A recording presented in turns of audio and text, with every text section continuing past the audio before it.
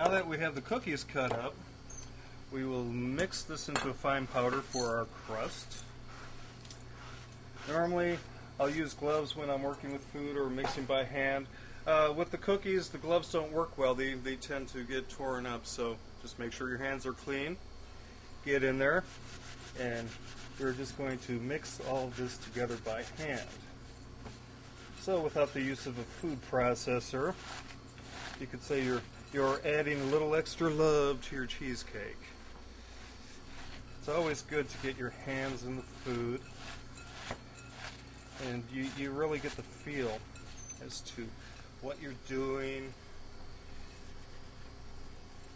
And I think it makes it more personable. You mix things by hand, you feel the food.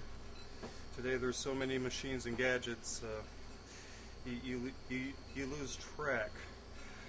I like making my cakes this way. So you want to grind this by hand. It's almost there. You want to make sure that you don't see any white from the creamy filling. Okay, it needs to be incorporated. We're almost there. You will have chunks, but just make sure they're not too big. Just makes for a better crust.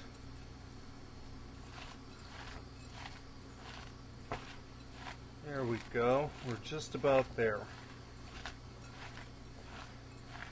And this really doesn't take too long. It's not a hassle doing it by hand.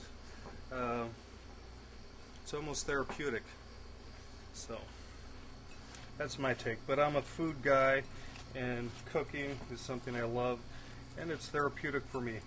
Plus I get paid for it, so that's even better.